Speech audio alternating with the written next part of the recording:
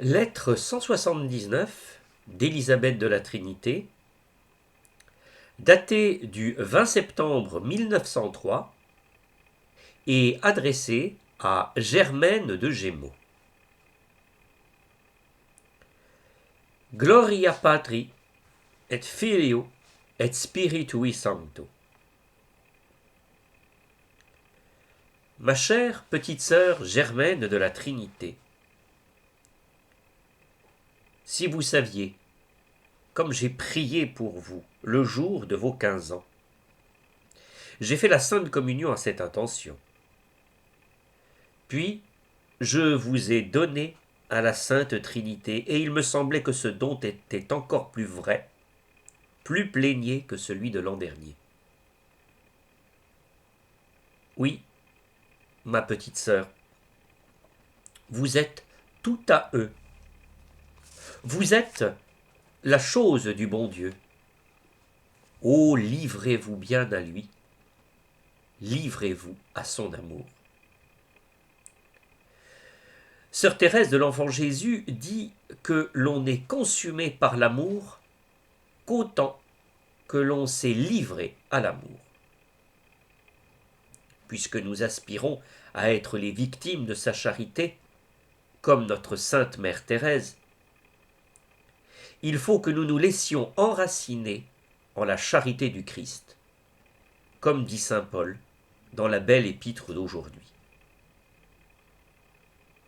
Et comment cela?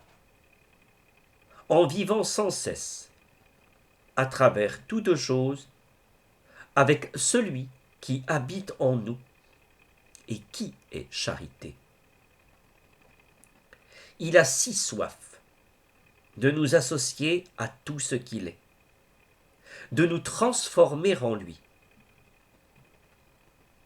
Ma petite sœur, réveillons notre foi. Pensons qu'il est là, au-dedans, et qu'il nous veut bien fidèles. Aussi, lorsque vous avez envie de vous impatienter ou de dire une autre parole contre la charité, ramenez-vous vers lui.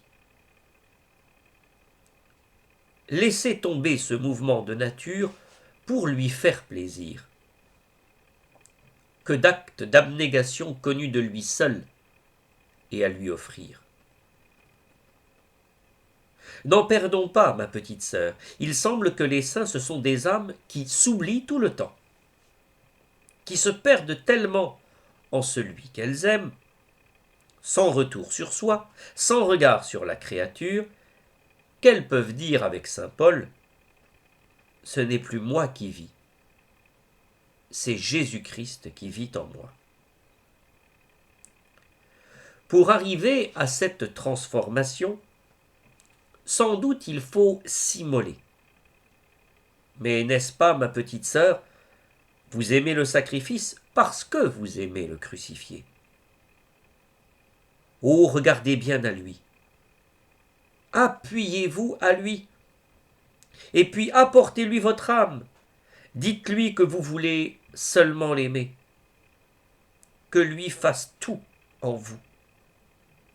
Car vous êtes trop petite. C'est si bon d'être le petit enfant du bon Dieu. De se laisser porter par lui tout le temps. De se reposer en son amour. Demandons bien cette grâce de simplicité et d'abandon à sœur Thérèse de l'Enfant Jésus. Le noviciat se prépare à sa fête du 30 par une neuvaine. Si vous voulez vous y unir, nous disons le Magnificat, selon le désir qu'elle avait elle-même exprimé à une sœur d'un de nos Carmels. Je vous donne une grande intention en cette neuvaine. Bientôt, avant un mois, nous allons avoir la grande fête de notre Sainte Mère Thérèse. Je vous invite à vous unir à votre grande sœur du Carmel. Elle s'y prépare par une sorte de retraite Son cénacle, c'est l'amour. Cet amour qui habite en nous. Aussi, tout mon exercice est de rentrer au-dedans, de me perdre en ceux qui sont là. Lorsque je renouvelle mes saints vœux, ces vœux qui me font l'enchaîner du Christ, pour parler le langage de saint Paul, j'aime ajouter votre nom au mien, et vous donner ainsi avec moi. Se donner. N'est-ce pas aussi le besoin de votre âme, ma petite sœur? Oh, c'est la réponse à son amour. Donnons-lui aussi des âmes.